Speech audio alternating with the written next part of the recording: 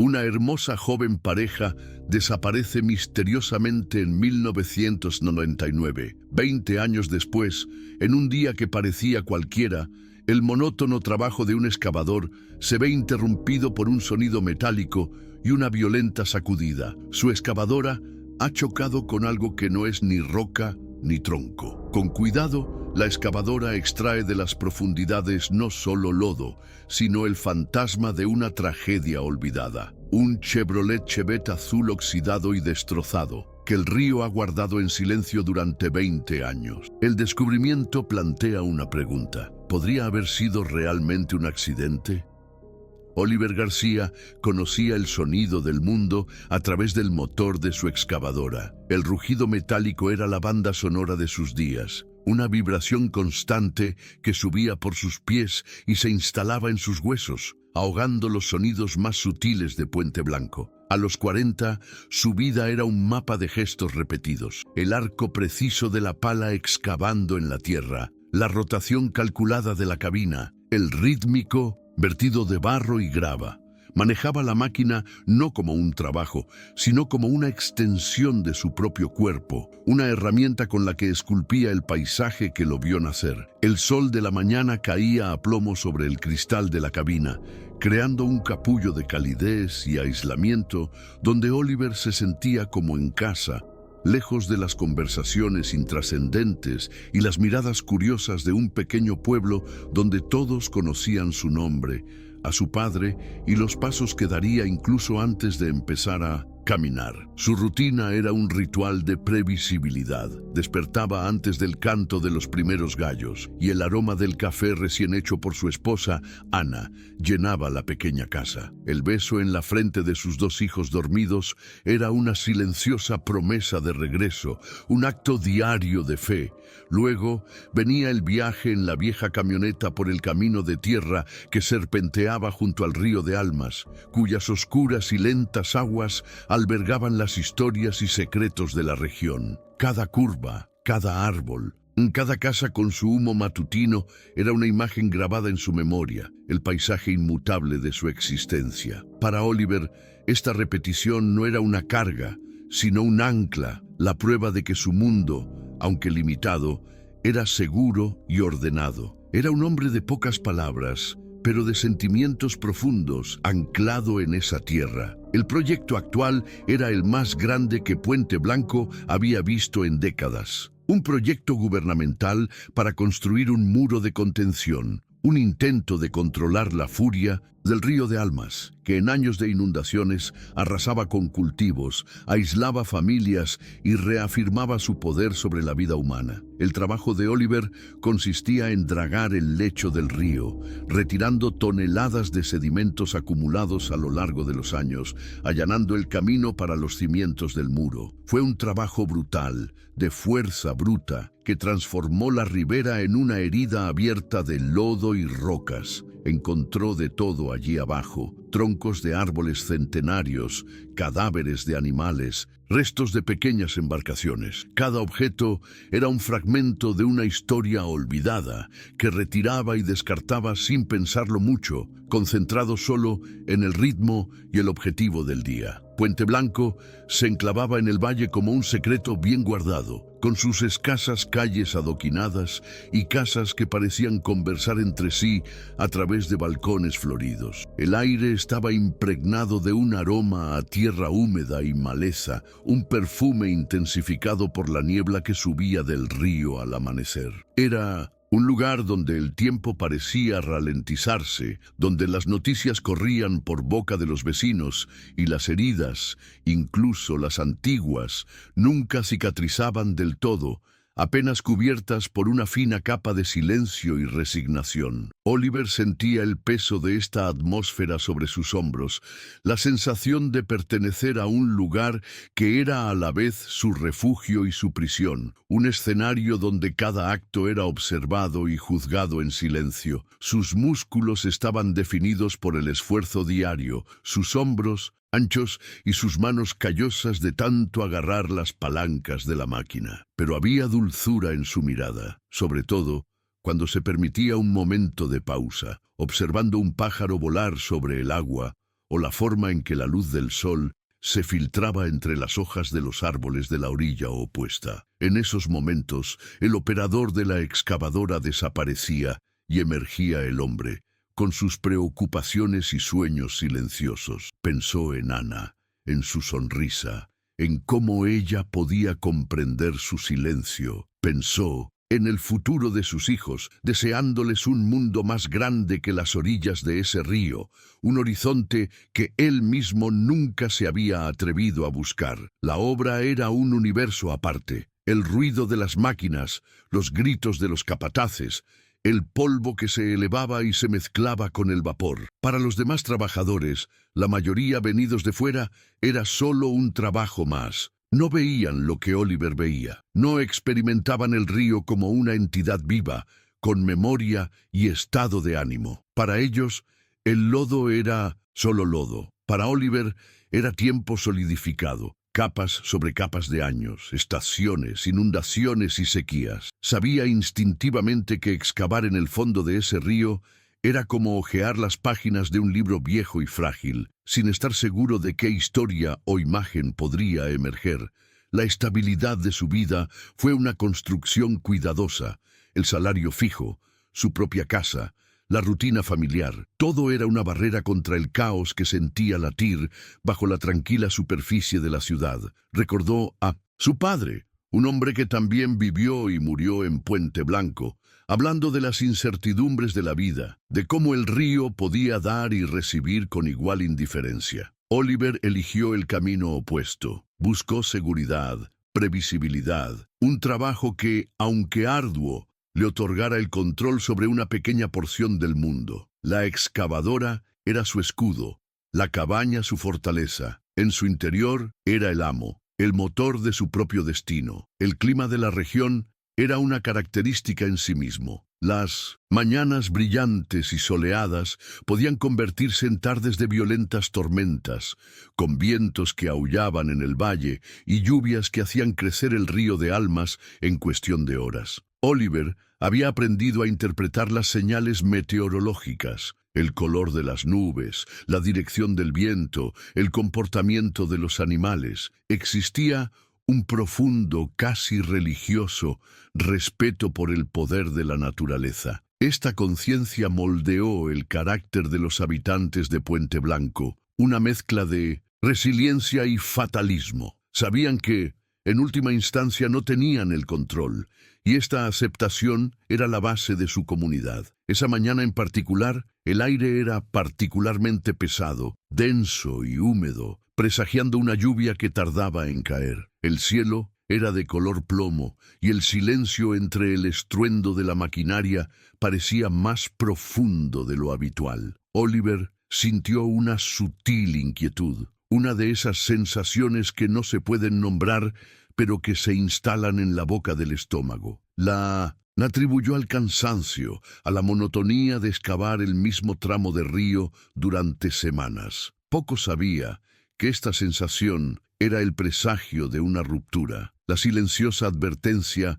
de que el orden que tanto le había costado construir estaba a punto de desmoronarse irrevocablemente. Los lazos emocionales de Oliver eran su verdadera fuerza. Su complicidad con Ana no necesitaba palabras.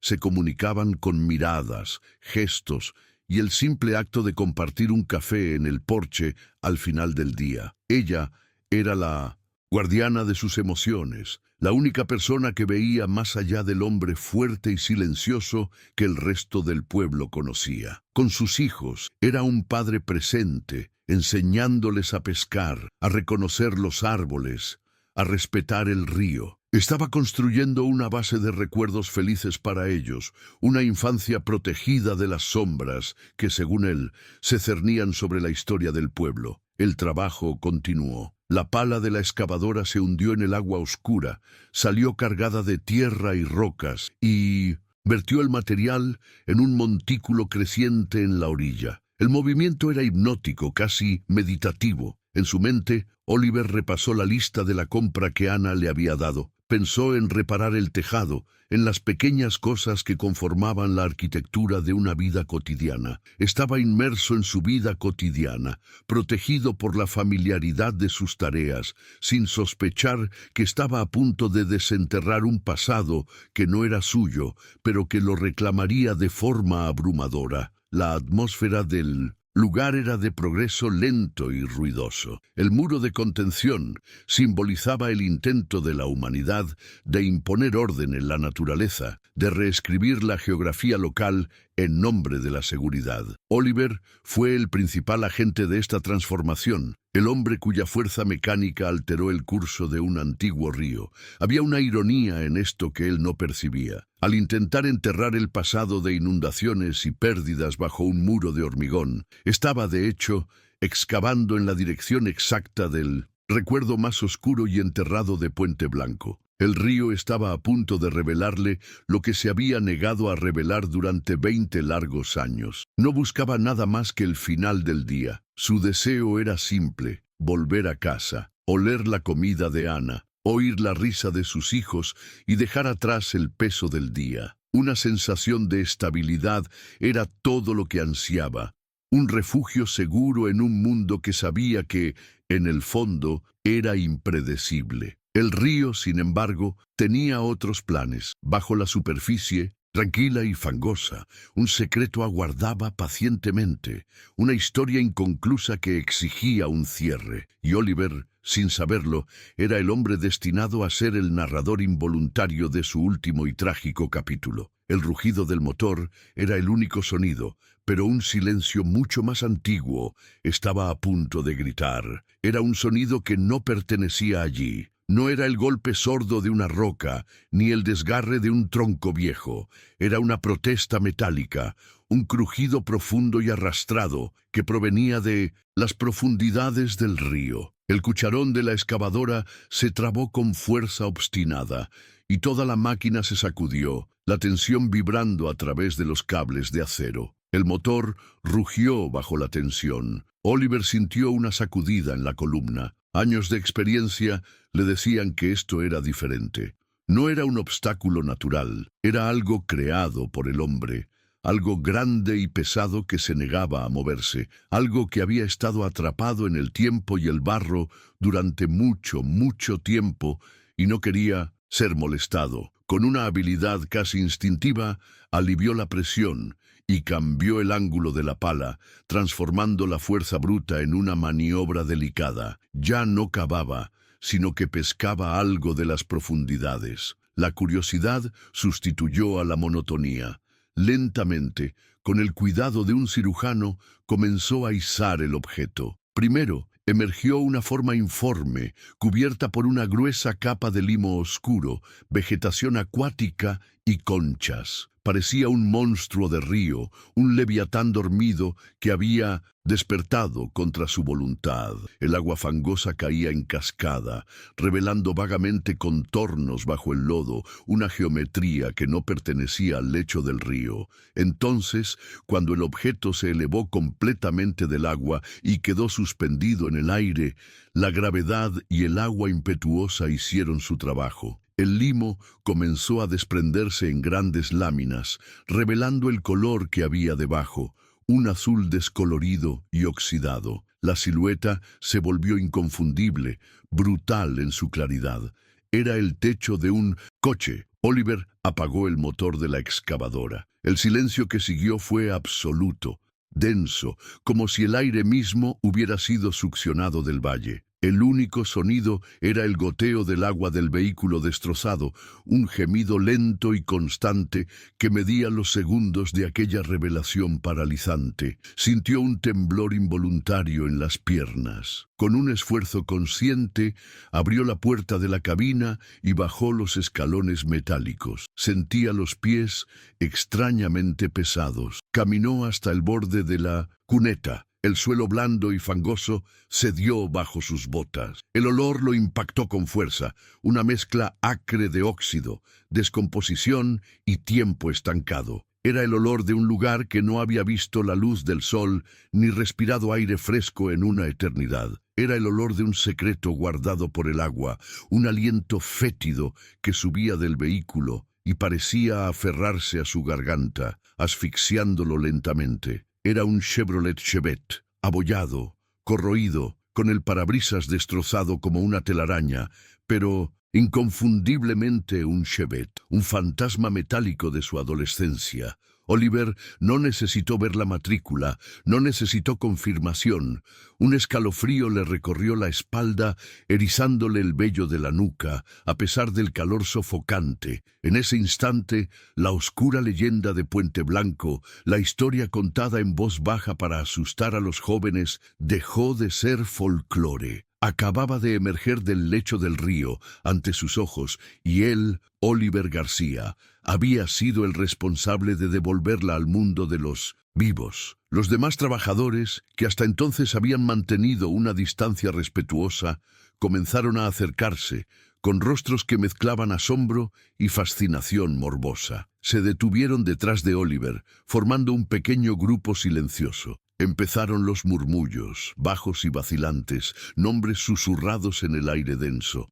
«Es el coche», dijo uno. «La pareja», dijo otro. El peso del descubrimiento ya no recaía solo sobre Oliver. Ahora era una carga compartida, un espectáculo público. Sintió sus miradas, no solo sobre el coche, sino sobre él, el hombre que había atrapado al fantasma del río. En ese instante, se convirtió en parte de esa terrible historia. La leyenda que atormentaba las noches de su juventud acababa de emerger del río. Una historia que parecía pertenecer al pasado ahora estaba aquí, real y aterradora. Si tú, como Oliver, sientes que algunas historias necesitan ser contadas hasta el final, suscríbete al canal y comenta desde qué ciudad o país lo ves, para que sepamos hasta dónde llegan estos recuerdos y encuentren un nuevo hogar. La corriente de un río puede ocultar muchas cosas, pero la corriente de la curiosidad humana puede sacarlas a la luz, sin importar la distancia o el tiempo transcurrido. Uno de los asistentes, un hombre práctico con el rostro quemado por el sol, finalmente rompió su parálisis. Teléfono en mano, se alejó, con la voz tensa, mientras relataba el incidente. La noticia comenzó su recorrido, un pulso eléctrico que viajaba por las líneas telefónicas, destinado a quebrantar la precaria paz de Puente Blanco. Oliver permaneció inmóvil, con la mirada fija en la carcasa metálica. Se sentía extrañamente separado de su propio cuerpo, como si observara la escena desde lejos. Pero el nudo en el estómago era real, un ancla de terror que lo ataba a ese momento, a esa orilla. No tardó mucho en oírse el lejano sonido de una sirena, un sonido poco común en estas carreteras, pero no era una alarma estridente, era el familiar y cansado rugido del único coche patrulla del pueblo. El jefe Méndez, un hombre de hombros encorvados y una mirada que había visto más tragedias de las que podía soportar, aparcó su coche y salió lentamente. No corrió, simplemente caminó hasta el borde de la cuneta, miró el Chevette y luego a Oliver. Su rostro no expresaba sorpresa, sino una profunda tristeza resignada. Era la mirada de un hombre que llevaba 20 años esperando este día. «Así que aquí es donde estaba», dijo Méndez, más para sí mismo que para nadie más. Su voz era profunda y cansada. Se acercó a Oliver y le puso una mano en el hombro, un gesto que era a la vez reconfortante y reconfortante. «¿Estás bien, joven?» Oliver simplemente negó con la cabeza, incapaz de formular una respuesta. Las palabras parecían inútiles, insuficientes ante la enormidad de lo que se oxidaba ante ellos. El jefe de policía suspiró, un profundo sonido de resignación. Sabía que este coche no traería un final, sino un doloroso nuevo comienzo para todos en la ciudad. La noticia corrió más rápido que la patrulla. Pronto, los primeros residentes comenzaron a aparecer al final del camino de tierra.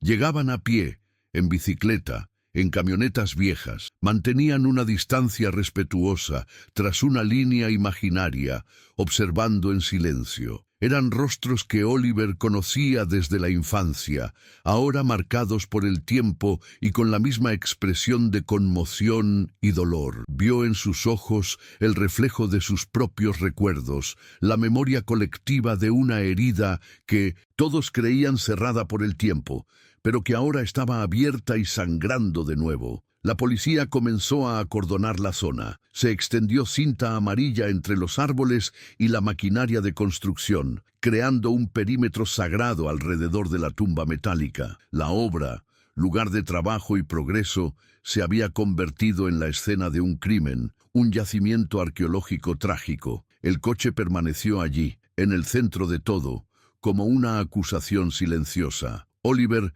se sentía como un intruso en su propio lugar de trabajo, el hombre que había roto un pacto de silencio con el río y ahora tendría que afrontar las consecuencias de sus actos. La adrenalina inicial que lo había mantenido en marcha comenzó a desvanecerse, dando paso a un profundo agotamiento y una creciente confusión. Su mente era un torbellino de imágenes fragmentadas de aquel verano de 1999. Las fotos de la pareja en los periódicos locales, las súplicas desesperadas de las familias, el rostro preocupado de su propio padre, que había pasado semanas con otros voluntarios buscando en las riberas río arriba. El miedo que se había apoderado de todos los jóvenes del pueblo, la sensación de que algo terrible podía sucederle a cualquiera, en cualquier momento. Recordó a James y a Julia. No eran solo nombres en una historia de fantasmas, eran jóvenes y vibrantes que habían pasado unas semanas en Puente Blanco, fascinados por la cultura local. Oliver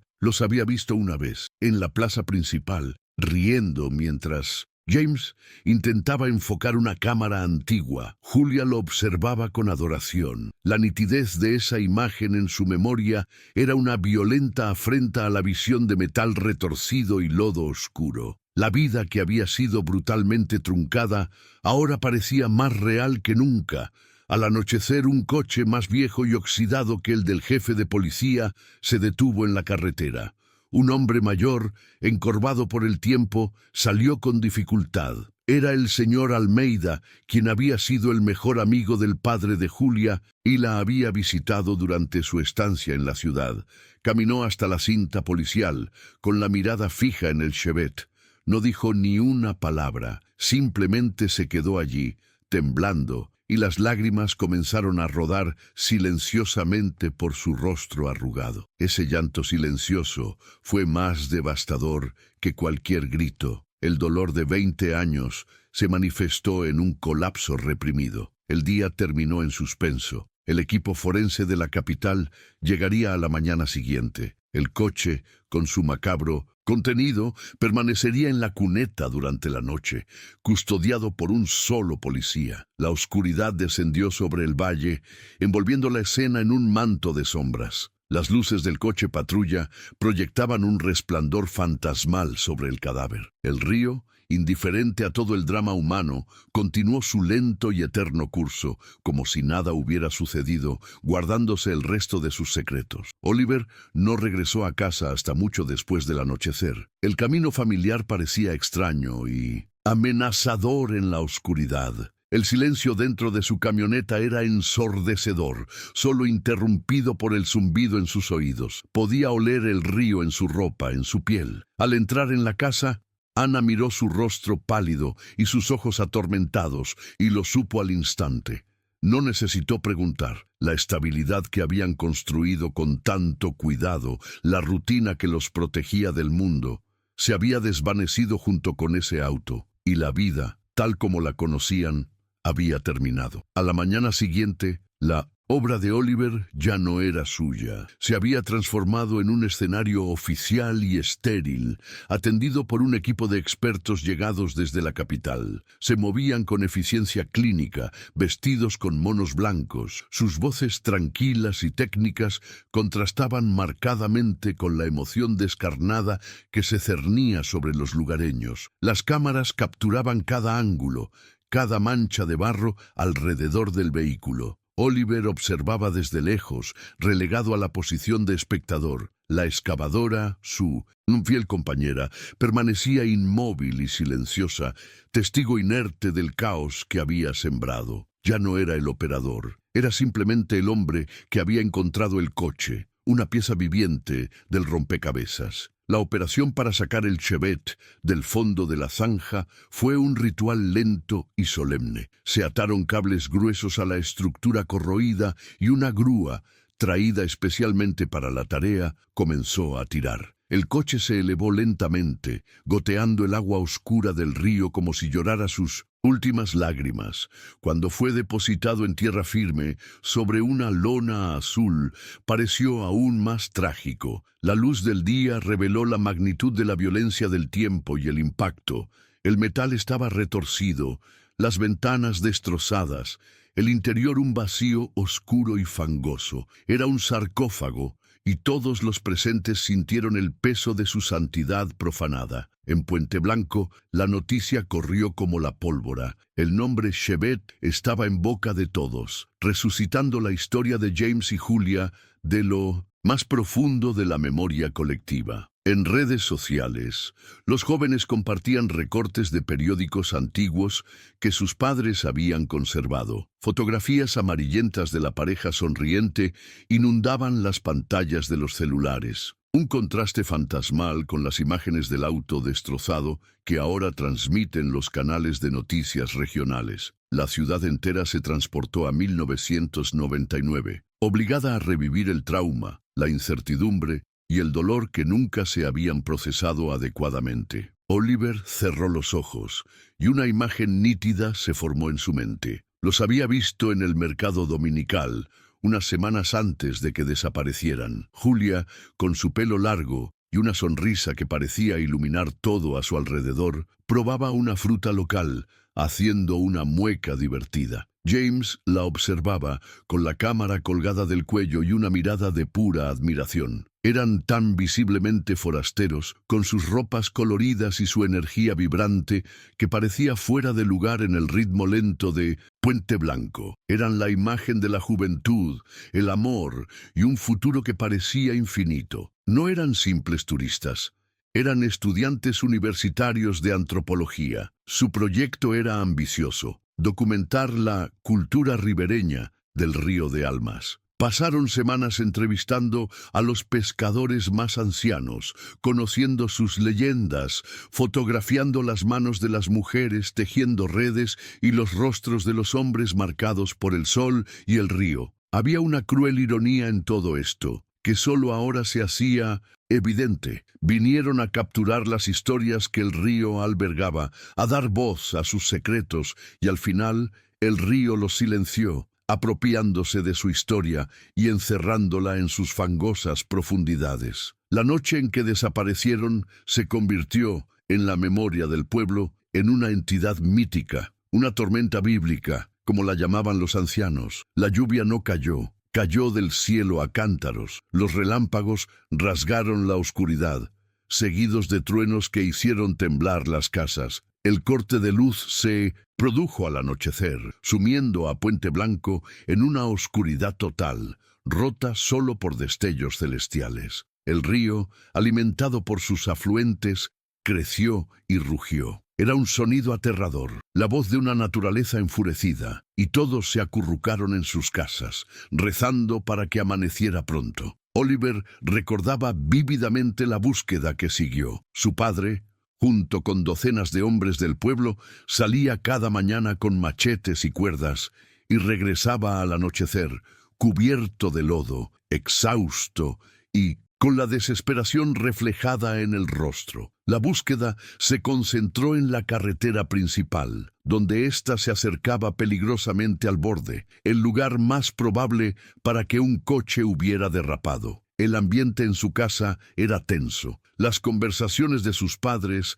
eran un susurro preocupado en la cocina. Cada día sin noticias era un clavo más en el ataúd de la esperanza. La teoría oficial, formulada por la policía en aquel momento, era simple y trágica. El Chevette, quizá conduciendo a exceso de velocidad por la carretera resbaladiza, perdió el control, derrapó y se precipitó en las turbulentas aguas del río. un accidente fatal. Fue una explicación que puso orden en el caos, una narrativa que, aunque dolorosa, tenía sentido. Sin embargo, la ausencia total de restos sembró la duda. Ni una mancha de aceite, ni un trozo de parachoques, nada. El río solía devolver algo. El silencio absoluto del río de Almas fue lo que desató la especulación. Sin un cuerpo que llorar, ni un coche que probara el accidente, la fértil imaginación del pueblo empezó a funcionar. Las teorías se extendieron como la pólvora. La más suave era que se habían escapado. Quizás Julia estaba embarazada y sus familias no lo aprobaban. Quizás estaban cansados de sus vidas y decidieron empezar de cero en otro lugar. Algunos incluso juraban haberlos visto en una ciudad lejana meses después. Estas historias eran una forma de negación, un intento de darle a la pareja un final feliz, por improbable que fuera, en lugar de uno trágico. Pero también corrían rumores más oscuros, la teoría de un crimen. Quizás en sus entrevistas oyeron algo que no debían. Quizás fotografiaron actividades ilegales en las remotas riberas del río. Esta narrativa transformó Puente Blanco de un pueblo tranquilo a un lugar con peligrosos secretos. La mayoría pensó que era una exageración, algo de película. Sin embargo, la idea nunca desapareció del todo, persistiendo como una sombra persistente en la conciencia colectiva del pueblo, una posibilidad demasiado aterradora para contemplarla. Ahora, el descubrimiento de Oliver lo puso todo patas arriba. A primera vista, confirmó la teoría del accidente. Después de todo, el coche estaba en el río, pero la ubicación desafiaba esa lógica. Estaba a kilómetros río abajo, en una zona que entonces era un pantano lejos de la carretera principal, y estaba enterrado profundamente en el lodo, mucho más profundo de lo que cabría esperar de un coche simplemente arrastrado por la corriente. El descubrimiento, en lugar de ofrecer respuestas, planteó nuevas e inquietantes preguntas. No parecía un accidente, parecía un encubrimiento. Un conflicto silencioso comenzó a gestarse en la comunidad. La generación mayor, representada por el jefe Méndez y otros ancianos del pueblo, parecía aliviada. Para ellos, era el final de un capítulo doloroso. Un trágico accidente, finalmente confirmado, dijeron, con un tono que desalentaba las preguntas.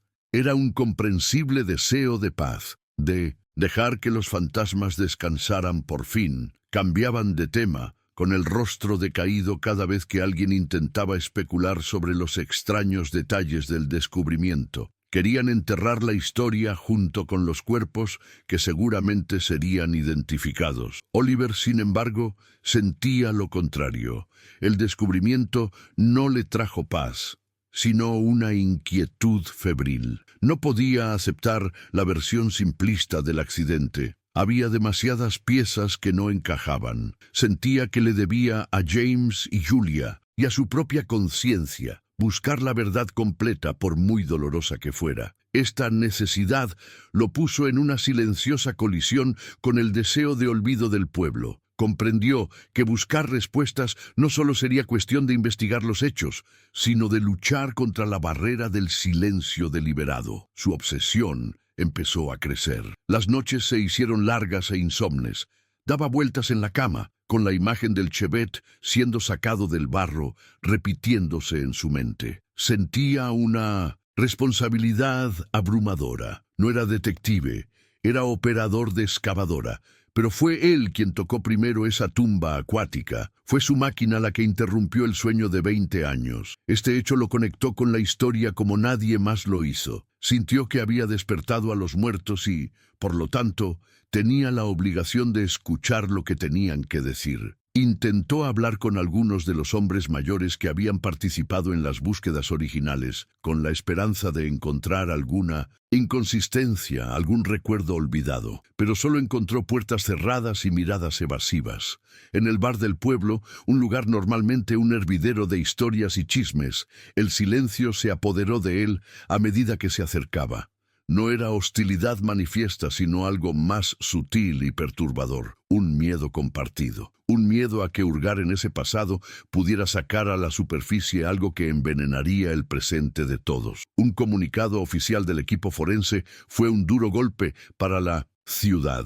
Los exámenes preliminares confirmaron la presencia de los restos de 2 personas dentro del vehículo. La noticia, aunque esperada, hizo que todo fuera terriblemente real. James y Julia ya no eran una leyenda, una ausencia. Ahora tenían una tumba, un lugar de descanso final. La confirmación oficial descartó las teorías de fuga e hizo que la tragedia fuera tangible, palpable y para muchos aún más difícil de soportar. Oliver recordaba una figura trágica de aquella época, el padre de 1900, Julia. El hombre había pasado meses en Puente Blanco tras el fin de la búsqueda oficial.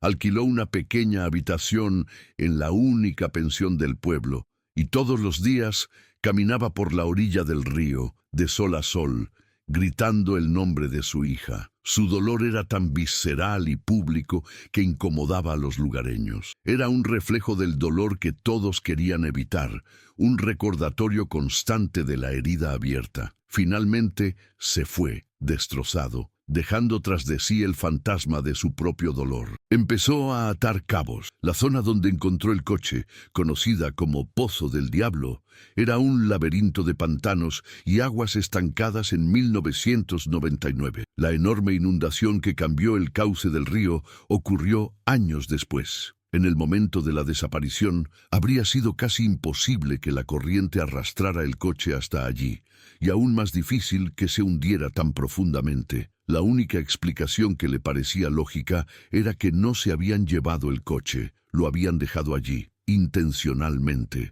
La búsqueda de respuestas empezó a aislarlo. Ana lo observaba con creciente preocupación. Estaba distante, absorto en sus pensamientos, apenas probando su comida. Sus hijos, percibiendo la tensión, se quedaron más callados en su presencia. Estaba en casa, pero al mismo tiempo, a kilómetros de distancia, atrapado en 1999, en una carretera oscura y lluviosa. Un conflicto interno lo consumía. ¿Era su lealtad a su familia, al presente, o a esos 2 desconocidos muertos y a su pasado robado? Una parte de él, la que añoraba la sencillez de su vida anterior, le gritaba que se apartara, que dejara que la policía hiciera su trabajo. Tenía una familia que mantener, una vida que vivir, pero otra parte, una voz más fuerte e insistente, no lo dejaba en paz.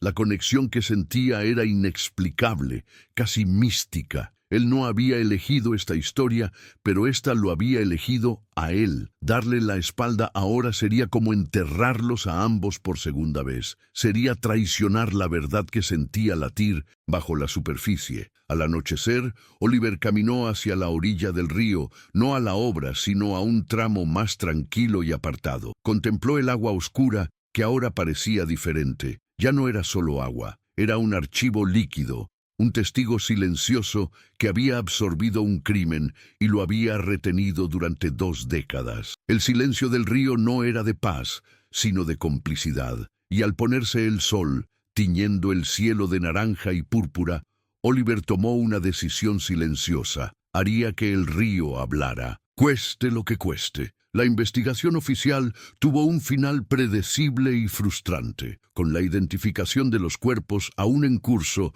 pero sin signos evidentes de violencia externa en el vehículo, la policía se apresuró a clasificar el caso como un trágico accidente, agravado por la tormenta de esa noche. Para el sistema, el descubrimiento del coche fue la gota que colmó el vaso. La solución a un expediente polvoriento. Esta prisa por cerrar el caso, por poner fin al asunto, fue lo que encendió la llama de la indignación en Oliver. Sentía que se estaba ignorando deliberadamente la verdad en aras de la conveniencia, y que si no hacía nada, la historia de James y Julia quedaría sellada con una mentira. Su primera parada no fue una biblioteca ni un archivo, sino el porche de su casa, donde su padre pasaba las tardes. El anciano se resistía a pensar en el pasado, con los ojos cargados de cansancio por los recuerdos dolorosos. Pero Oliver insistió, con firmeza y amabilidad. No, quería oír hablar del dolor, sino de los hechos. Papá,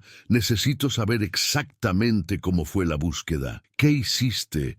¿A dónde no fuiste? Necesitaba la perspectiva de un testigo presencial, alguien que estuvo en el ojo del huracán 20 años atrás, no solo un observador. Presionado por la seriedad de su hijo, el padre de Oliver finalmente cedió. Describió el caos de aquellos días, decenas de voluntarios, más llenos de buena voluntad que de método, registrando las mismas zonas una y otra vez. Entonces reveló el detalle crucial: nunca se acercaron a la zona del Pozo del Diablo. Un poderoso ganadero de la época, cuyas tierras colindaban con la zona, prohibió la entrada. Afirmó que era propiedad privada y que los voluntarios solo estaban asustando a su ganado. Era un hombre al que nadie se atrevía a contrariar, dijo el padre de Oliver en voz baja. Así que simplemente obedecimos, nos dimos la vuelta. Esta información fue como una llave girando en una cerradura oxidada. No fue un descuido, fue una barrera. Había una razón de peso por la que esa zona nunca se había investigado. El granjero llevaba años muerto, pero la imagen de un hombre poderoso obstruyendo la búsqueda de una pareja desaparecida, justo en la zona donde se encontró el coche, era demasiado siniestra para ser una coincidencia. Oliver ahora tenía un hilo que tirar, uno que no conducía al río, sino a una red de poder y miedo que moldeaba la vida en Puente Blanco. Al día siguiente, Oliver se dirigió al ayuntamiento y bajó al sótano mohoso, donde se encontraban los archivos municipales. El aire estaba cargado de olor a papel viejo y polvo. Pidió ver los planos de la zona, que databan de 1999. La archivista, una mujer que parecía conocer todos los secretos del pueblo, lo miró por encima de sus gafas. Oliver, hijo mío, ¿estás seguro? A veces es mejor dejar a los muertos en paz. Indagar en el pasado solo trae dolor a los vivos. Era una advertencia, uno de los muchos obstáculos velados que empezaría a encontrar. Pasó horas encorvado sobre el enorme mapa amarillento, cuyos bordes se desmoronaban al tacto. Con el dedo trazó las líneas del camino, el antiguo cauce del río y los límites de la vasta finca del difunto granjero. El Pozo del Diablo se encontraba exactamente en el límite de su tierra, un punto ciego, perfectamente ubicado. Verlo dibujado con tinta oficial concretó sus sospechas. La geografía del lugar no era solo un accidente de la naturaleza, tenía un propósito, un escondite perfecto. Mientras estaba en el archivo, se le ocurrió una idea. Pidió ver los registros de la policía local de la desaparición. El archivista dudó, pero finalmente sacó un grueso libro encuadernado en cuero. Oliver hojeó las páginas con el corazón latiéndole con fuerza, y entonces lo encontró. El período correspondiente a la semana de la desaparición de James y Julia estaba incompleto. Era evidente que se habían arrancado varias páginas del libro. Debió de ser aquella filtración que tuvimos hace unos 10 años, dijo la mujer con desgana. Pero Oliver sabía que no era una filtración, eran pruebas destruidas deliberadamente.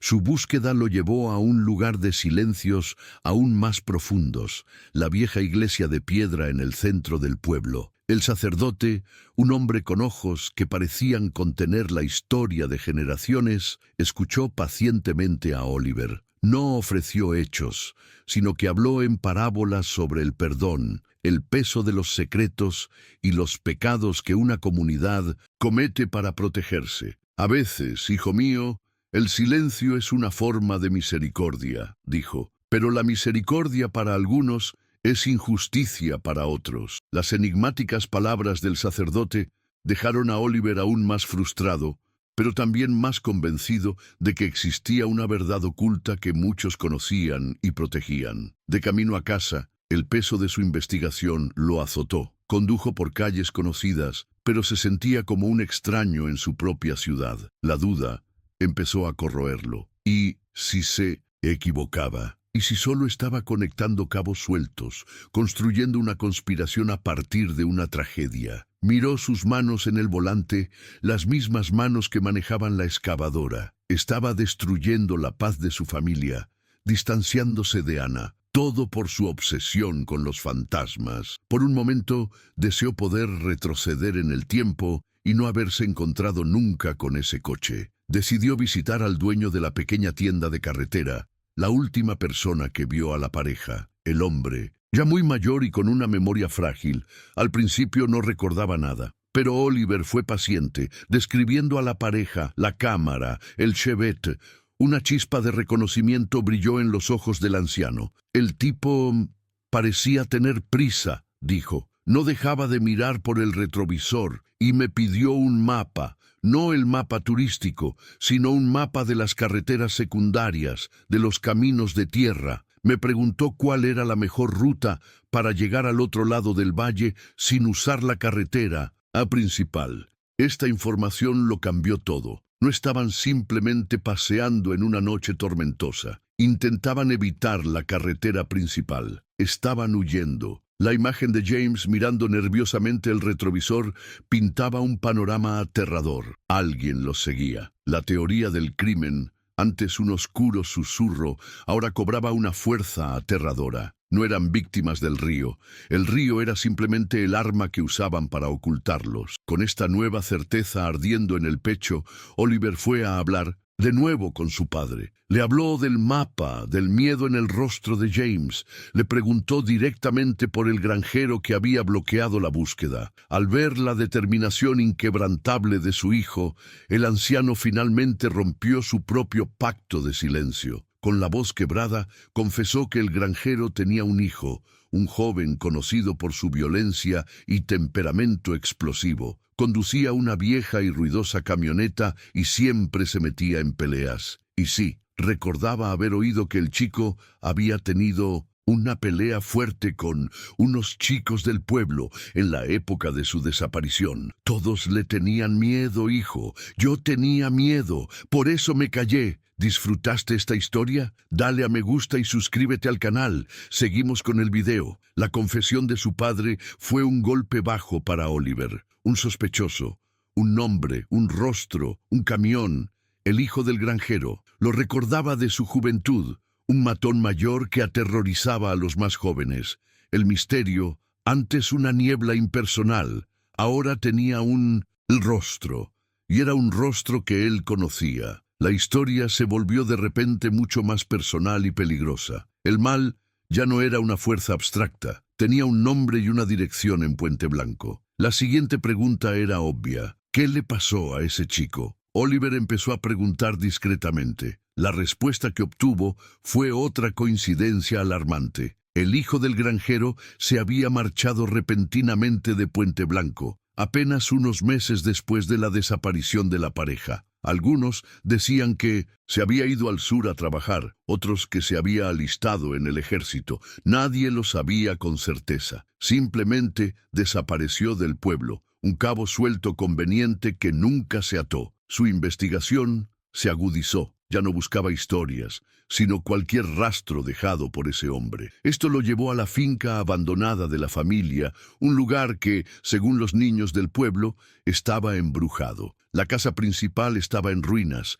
el techo derrumbado, las ventanas como ojos vacíos. El lugar apestaba a abandono y secretos podridos. Era un monumento al olvido deliberado que intentaba combatir. Fue en el granero derrumbado donde encontró algo. El lugar estaba lleno de basura y herramientas oxidadas. En un rincón oscuro yacía un bidón de aceite, con el metal carbonizado y retorcido. Dentro, cenizas y los restos de una antigua hoguera. Con un palo, Oliver removió las cenizas. Y entonces lo vio. Un pequeño trozo de plástico derretido y deforme. Podría haber sido cualquier cosa, pero el color, un tono específico de naranja, y la textura le resultaban familiares. Con un frío presentimiento se lo guardó en el bolsillo. Con sus hallazgos, Oliver fue a la comisaría y pidió hablar con Méndez. Lo expuso todo sobre el escritorio del jefe de policía.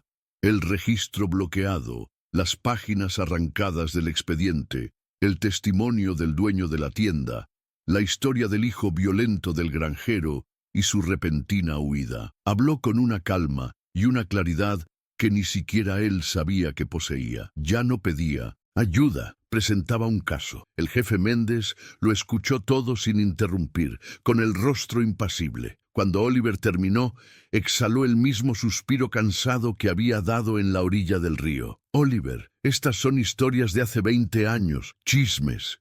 No hay pruebas. Es tu palabra contra el silencio. El caso está cerrado por accidente. Sé que es difícil, pero debes dejarlo atrás, por tu bien y por el de tu familia. El muro institucional se alzaba, sólido e impenetrable. Oliver salió de la comisaría con una mezcla de derrota y furia. La negativa del jefe a investigar, su insistencia en mantener el caso cerrado, fue la confirmación definitiva de que tenía razón.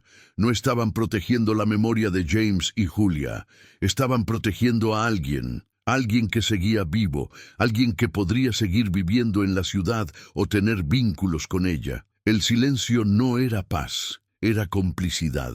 Esa noche, en la soledad de su garaje, Oliver extendió sus escasas pruebas sobre su banco de trabajo. El viejo mapa, sus notas garabateadas y el pequeño trozo de plástico derretido que había rescatado de las cenizas. No era mucho, pero era todo lo que tenía. Se miró las manos, callosas por el duro trabajo, las manos que habían desenterrado el origen de todo. Comprendió que la verdad ya no se escondía en el río. El río ya había dado su parte. La verdad ahora residía en los detalles, en los objetos, y solo necesitaba la pieza final para conectarlo todo. El final oficial de la historia llegó en un sobre Manila, junto con un informe forense. Se confirmó que la causa de la muerte de James y Julia fue ahogamiento, lo que coincidía con la evidencia de un accidente de coche. Sus nombres, ahora oficialmente vinculados a los restos,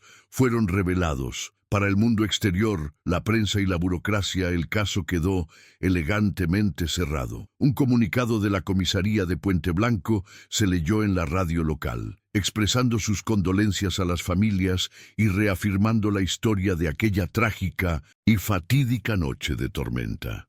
El libro estaba cerrado. Oliver escuchó las noticias en el pequeño televisor de su sala. El locutor leía la nota con distante formalidad. Sintió una profunda desconexión, como si estuviera viendo una obra de teatro sobre un universo paralelo. La verdad oficial era una historia limpia y pulida que ignoraba todas las asperezas que había descubierto. Sintió una inmensa tristeza. No solo por la injusticia cometida contra la pareja, sino por la complicidad de su ciudad, por la disposición colectiva a aceptar una mentira cómoda en lugar de afrontar una verdad difícil y perturbadora. Días después, los familiares de James y Julia llegaron a Puente Blanco. Eran pocos, ya ancianos, sus rostros un mapa de un dolor ancestral que el tiempo había transformado en una melancolía permanente. Celebraron una pequeña ceremonia en la orilla del río, no lejos del lugar del descubrimiento.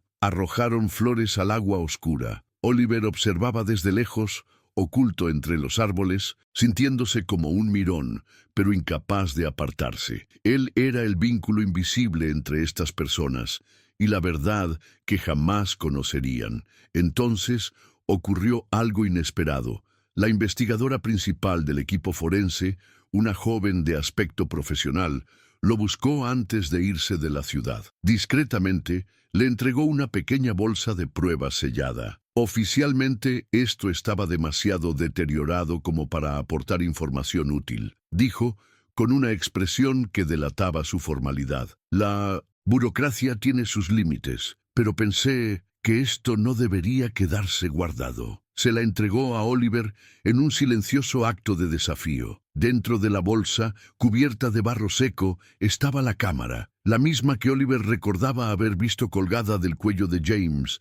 Estaba destrozada, un trozo corroído de metal y plástico. El experto explicó que gracias a la presión y al sello anaeróbico del barro, el compartimento de la película estaba casi intacto. Habían logrado revelar el rollo, aunque la mayor parte estaba oscurecida por la humedad y el tiempo. Le entregó un segundo sobre, más grande. Están aquí. La mayoría se han perdido, pero sobrevivieron algunas imágenes. Su mirada se cruzó con la de Oliver, y por un instante se fundieron en una profunda comprensión, una alianza silenciosa contra la versión oficial. La última foto es difícil, dijo. Buena suerte, señor García. Dicho esto, se dio la vuelta y se marchó, dejando a Oliver con el corazón latiéndole con fuerza, sosteniendo en sus brazos al que podría ser el único testigo auténtico de aquella noche. Esperó a llegar a casa para abrir el sobre. Le temblaban las manos. Las primeras fotografías fueron como golpes en el corazón, llenas de la inocencia de una vida truncada. James y Julia sonriendo a la cámara junto a una cascada con el paisaje del río al fondo. Una foto de un viejo pescador, orgulloso de su pesca. Julia riendo en las escaleras de la iglesia. Eran los últimos fragmentos de felicidad, los últimos segundos de sus vidas, transformados en imágenes fantasmales que ahora pertenecían a la eternidad. Y entonces, la última foto. Era oscura, borrosa, caótica, claramente tomada con prisa desde el interior del coche en marcha. El flash explotó, iluminando el interior del Chevette. Se veía el perfil de Julia, con el rostro vuelto hacia atrás y los ojos abiertos de terror. Pero el detalle devastador residía en el reflejo del parabrisas mojado por la lluvia. Contra la oscuridad de la noche, destacaban la parrilla delantera y los faros redondos de una vieja camioneta,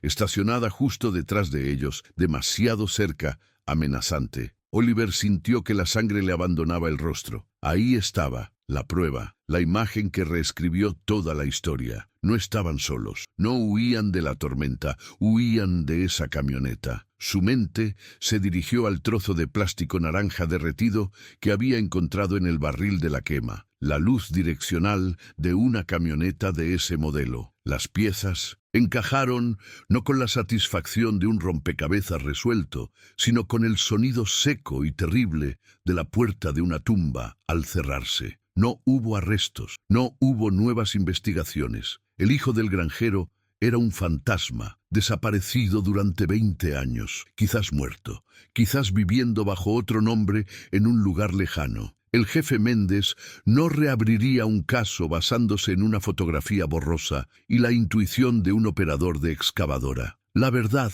que Oliver sostenía en sus manos era una carga, no un arma. Una verdad que solo él conocía, un conocimiento que no traía ninguna victoria, solo el peso de la soledad. En un último acto, Oliver fue a su garaje. Sacó una pequeña caja de madera que había pertenecido a su padre. Con cuidado, guardó la última fotografía dentro, junto con sus notas y el pequeño fragmento de plástico derretido. No se la mostraría a las familias, pues solo causaría más dolor sin justicia. No se la llevaría a la policía, pues quedaría archivada y olvidada. Cerró la tapa. El secreto ahora era suyo. Se había convertido en el nuevo guardián de una de las muchas verdades silenciosas de Puente Blanco. Salió al aire nocturno y contempló el cielo estrellado. La paz de su anterior ignorancia se había esfumado para siempre.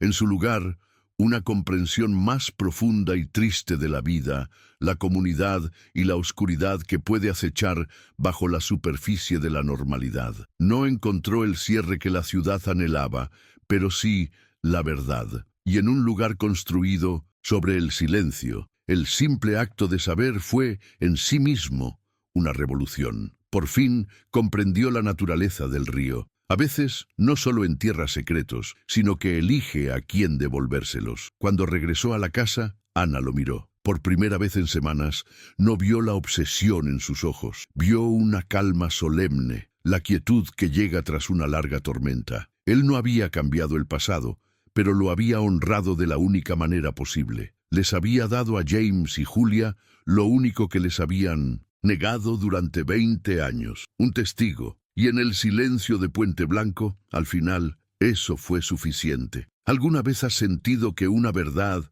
por dolorosa que sea, es necesaria? Deja un corazón si crees que el recuerdo de una vida merece ser honrado. Suscríbete para más historias que exploran los secretos que se esconden bajo la superficie. Comenta, la verdad no se pierde. Si también crees que toda historia merece un testimonio,